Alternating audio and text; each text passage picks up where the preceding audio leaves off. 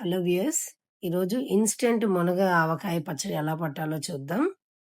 మునగకాయలు లావుగా, గుండ్రంగా ఉన్నవి తీసుకుంటే చాలా రుచిగా ఉంటుంది. మునగకాయల్ని శుభ్రంగా కడిగి ఒక క్లాత్‌తో తుడిచి 10 నిమిషాల పాటు ఆరబెట్టుకోవాలి. తర్వాత చిన్న చిన్న ముక్కలుగా కోసి వాటిని పచ్చి వాసన పోయే వరకు నూనెలో వేయించుకోవాలి.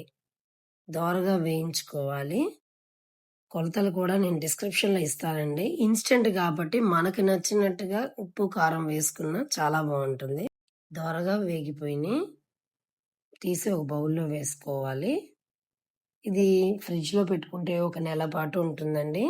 ఎప్పుడంటే అప్పుడు పట్టుకోవచ్చు. మునగకాయ ముక్కలు చల్లారేలోపు ఆవాలు, మెంతులు వేయించుకొని చల్లారిన తర్వాత మిక్సీ పట్టి పక్కన పెట్టుకోవాలి. తాలింపు ముందే వేసుకొని పక్కన పెట్టుకోవాలి. వేడి మీద పచ్చడి కలిపితే నల్లబడుతుంది కాబట్టి, ఒక కప్పు ఆయిల్, ఒక స్పూను ఆవాలు, హాఫ్ స్పూన్ మెంతులు, హాఫ్ స్పూన్ ఇంగువ, 3 ఎండుమిర్చి వేసి చక్కగా దోరగా వేయించుకోవాలి. ఒక పెద్ద బౌల్‌లో ఆవు పిండి హాఫ్ కప్పు, సాల్ట్ పావు కప్పు లోపు మీకు సరిపడా, కారం హాఫ్ కప్పు, మెంతిపిండి హాఫ్ స్పూను, పసుపు ఒక చిటికెడేయండి. తాలింపు చల్లార్చిన తర్వాత మాత్రమే కలపాలి. అయితే పచ్చడి నల్లబడుతుంది.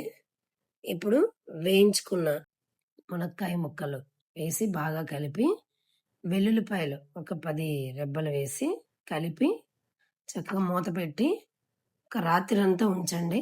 మరుసటి రోజు ఉదయం ఉప్పు, ఆయిల్, కారం సరిపోయిందో లేదో ఒకసారి చూసుకోవాలి. ఏమన్నా సరిపోకపోతే కలుపుకోవచ్చు. ఒక గాజు సీసాలో పెట్టి ఫ్రిడ్జ్‌లో పెట్టుకొని ఎప్పుడంటే అప్పుడు తింటే చాలా టేస్ట్ ఉంటుంది. ఇన్‌స్టంట్ పచ్చడి కాబట్టి బీపీలు వాళ్ళైనా కొద్ది కొద్దిగైనా చక్కగా వేసుకొని వేడి వేడి అన్నంలో నెయ్యేసుకొని తింటే చాలా బావుంటుంది. Thank you for watching.